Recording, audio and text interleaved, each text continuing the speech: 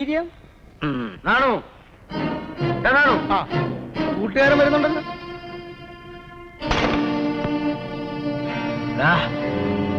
നീ ഇന്നലെ ഞങ്ങളുടെ വീട്ടിൽ വന്നിരുന്നു. ഞാൻ പിന്നെ സാറിനെ തിരക്കി. ഞങ്ങളുടെ താറാവ് അയ്യോ സാറേ, തല്ലില്ല സാറേ, അയ്യോ അയ്യോ തല്ലില്ല സാറേ, അയ്യോ തല്ലില്ല സാറേ. സാറേ നീ എന്തിനാ കണ്ണിച്ചോറില്ലാത്ത പ്രവൃത്തി ചെയ്തു? ഞാനൊന്നും ചെയ്തില്ല സാറേ, ഞാൻ പാവമാണ് സാറേ. അയ്യോ സാറേ, സാറേ. നാളെ നീ ഞങ്ങൾക്കും വിഷം തരും. അതിന് നിന്നെ ഞാൻ വച്ചേക്കത്തില്ല. അവനെ വിട്ടേര് പൈനി. താറാവിന് വിഷം കൊടുത്തവനല്ല, പിന്നെ അത് ഞാനാ ചെയ്തത്.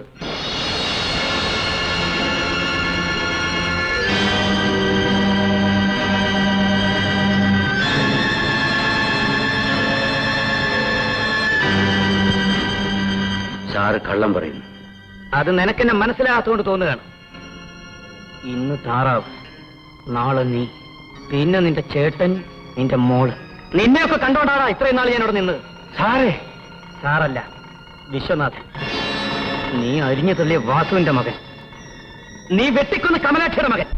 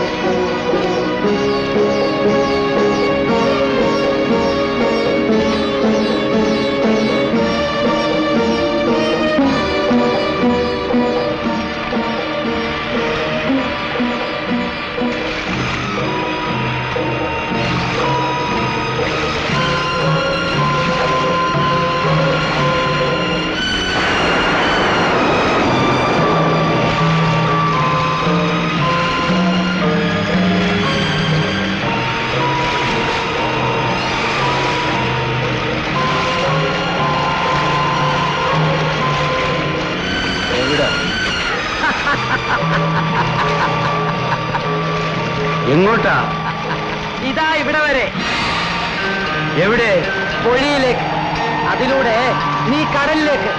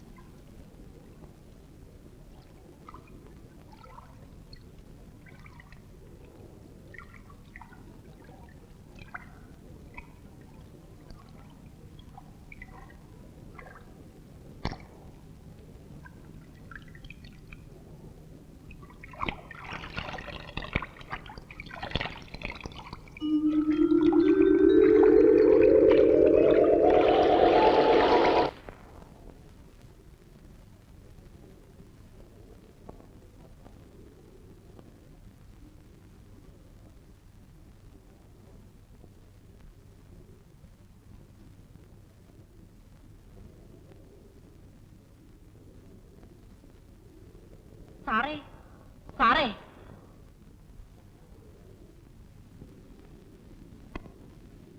അയ്യോ സാർ അറിഞ്ഞില്ലയോ? ആ പൈലി മാപ്പിള ചത്ത് കായലിൽ കിടക്കുന്നു. ഞാനങ്ങോട്ട് ഓടി പോകുമ്പോഴാ ഇവിടെ വാതിൽ തുറന്ന് കിടക്കുന്ന കണ്ട്. വെള്ളം ഒടിച്ചോണ്ട് കായലിൽ ഇറങ്ങി കാണും മേളിക്കാൻ. കാറ്റും പെശരും ഒന്നും ഓർത്ത് കാണത്തില്ല. വെളുപ്പിനെ ഇറങ്ങിയ വലക്കാരടുത്ത് കരക്കിട്ടത്. എവിടുന്നാ എടുത്തേ? കായലിൽ നിന്നോ കടലിൽ നിന്നോ? കായലിൽ നിന്ന്. അല്ലയോ വരുന്നില്ലയോ? എന്തിന്? ഇത്രയും വലിയ അടുപ്പക്കാരായിട്ട്. അടുപ്പോ? എന്തടുപ്പം? പൈലി മാപ്പിളയും നമ്മളും തമ്മില്. നമ്മളെന്ന് പറഞ്ഞ ആരോ? ഞാനോ നിങ്ങളോ? സാറ്. അല്ലാതിപ്പോ ഞാനുമായിട്ട് അങ്ങേർക്ക് എന്താ ഇത്ര അടുപ്പം? ഒന്നുമില്ലേ? ഇല്ല. വല്ലതും ഒക്കെ ആരെങ്കിലും സാറിനോട് പറഞ്ഞെന്ന് കാണും. എന്നോട് ആരും ഒന്നും പറഞ്ഞിട്ടില്ല. പക്ഷെ ഞാൻ പറയുന്നു, എനിക്കുള്ളതിനേക്കാൾ കൂടുതൽ അടുപ്പം ആ ചത്ത മനുഷ്യനോട് നിങ്ങൾക്കുണ്ടായിരുന്നു.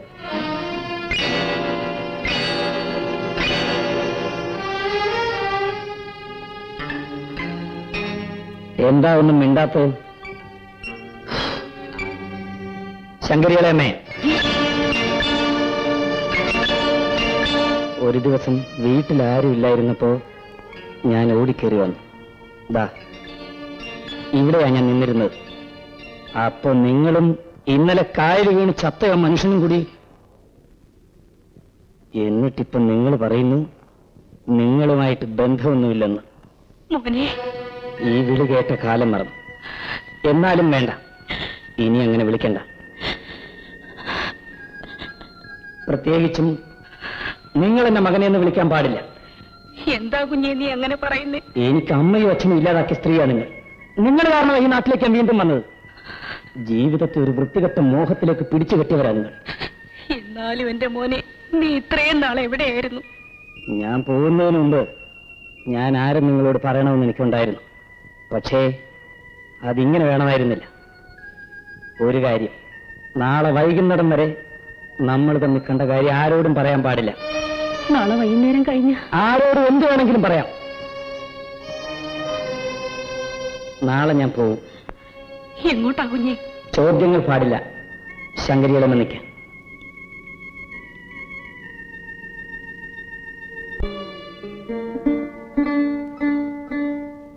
അപ്പച്ചമ്മാപ്പിള എവിടെ പോയിട്ടാ? സിമിത്തേരിയും പൈലി കുഞ്ഞിന്റെ അടക്കം കഴിഞ്ഞിട്ട് വരുന്നു. എന്താ തൃപ്തിയായില്ലേ വാസുവിന്റെ മോനെ? വാസുവിന്റെ മോനെ എന്ന് വിളിച്ചത് ശരിയായില്ലെങ്കിൽ കമലാക്ഷിയുടെ മോനെ എന്ന് വിളിക്കാം. ആദ്യം വന്നു കയറിയപ്പോ തന്നെ നീ വിശ്വനാഥനാണെന്ന് എനിക്ക് സംശയമുണ്ടായിരുന്നു. മതിയാക്ക് കുഞ്ഞെ എന്നോടുള്ള ഒളിച്ചുകളി. നിങ്ങൾ പറയുന്നതിന് മുമ്പ് ഞാനത് മനസ്സിലായി കഴിഞ്ഞു. ഒരാളുടെ ജീവൻ കൊണ്ട് തൃപ്തിയായോ? ഞാനും കൂടി കൊണ്ട് കുഞ്ഞെ ഈ കിളവനും. ഞാൻ ആരുടെയും ജീവൻ എടുത്തിട്ടില്ല. പിന്നെ പൈലി കുഞ്ഞ് ചത്തത്? എന്റെ കുഞ്ഞ് ചത്തത് നിന്റെ കൈകൊണ്ടാ. അല്ല, എനിക്ക് അയാളെ കൊല്ലണമെന്നുണ്ടായിരുന്നു. അഴിമുഖത്തേക്ക് വലിച്ചെറിയാൻ ആ പൈലിയെ ഞാൻ കായലിലേക്ക് കൂട്ടിക്കൊണ്ടുപോയത്. പക്ഷേ എന്റെ കണക്കുകൂട്ടലുകൾ തെറ്റി. കാറ്റും മഴയും എന്നെ തോൽപ്പിച്ചു. അപ്പോ ആ വള്ളം മറിഞ്ഞില്ലായിരുന്നെങ്കിൽ ഇപ്പൊ എനിക്ക് സന്തോഷിക്കാമായിരുന്നു. ഇനി അത് പറഞ്ഞിട്ട് പ്രയോജനമില്ല. വരുമ്പോ എന്റെ മനസ്സിൽ എന്തൊക്കെയോ ആഗ്രഹങ്ങളുണ്ടായിരുന്നു. അതനുസരിച്ച് ഞാൻ കരുനീക്കി. പക്ഷേ എല്ലായിടത്തും ഞാൻ തോറ്റു. പൈലിയെയും മകളെയും നശിപ്പിക്കണമെന്ന് ഞാൻ ആഗ്രഹിച്ചു. പൈലി എനിക്ക് നഷ്ടപ്പെട്ടു. അയാളുടെ മകളെ പിഴപ്പിക്കാൻ എനിക്ക് സാധിച്ചു. പിഴപ്പിക്കാനേ എനിക്ക് കഴിഞ്ഞുള്ളൂ. അവളെ നശിപ്പിക്കാൻ എനിക്ക് കഴിഞ്ഞില്ല. ഞങ്ങൾ നാളെ താമസം മാറ്റുക.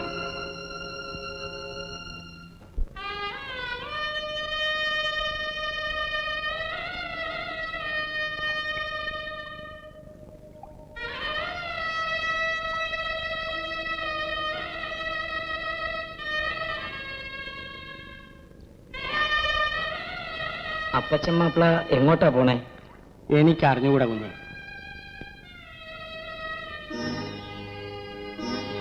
ഇന്നലെ മുതൽ ഞാനും ആ ചോദ്യം എന്നോട് തന്നെ ചോദിക്കുകയായിരുന്നു. ഒരു പിടിയും കിട്ടുന്നില്ല.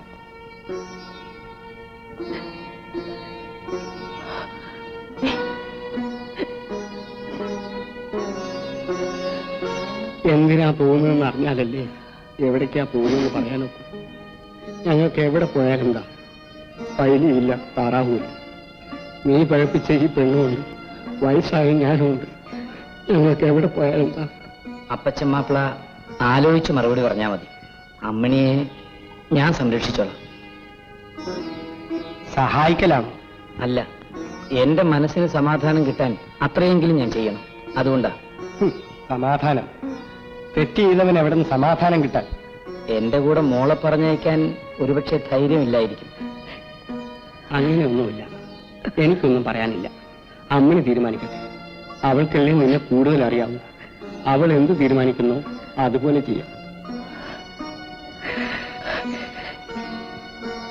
അമ്മണി ആലോചിച്ച് ഒരു തീരുമാനം എടുത്താൽ മതി. ഞാൻ എല്ലാം ആലോചിച്ചു കഴിഞ്ഞു. ഞാൻ പൈലിയുടെ മകളാണ്. എന്റെ 10 പേര് നിങ്ങളുടെ കൂടെ താമസിക്കാൻ. അമ്മണി, ഇന്നലെയാണ് നിങ്ങളിത് പറഞ്ഞിരുന്നെങ്കിൽ ഞാൻ സന്തോഷത്തോടുകൂടി നിങ്ങളുടെ കൂടെ ഇറങ്ങി വരുമായിരുന്നു. ഇന്നലെ വല്യപ്പച്ചൻ എന്ന് പറഞ്ഞപ്പോഴാ നിങ്ങൾ എന്നോടും എന്റെ അപ്പച്ചനോടും കാണിച്ച അടുപ്പം എന്തിനായിരുന്നു എന്ന് എനിക്ക് മനസ്സിലായത്. എന്റെ അപ്പച്ചൻ അത് മനസ്സിലാക്കിയില്ല.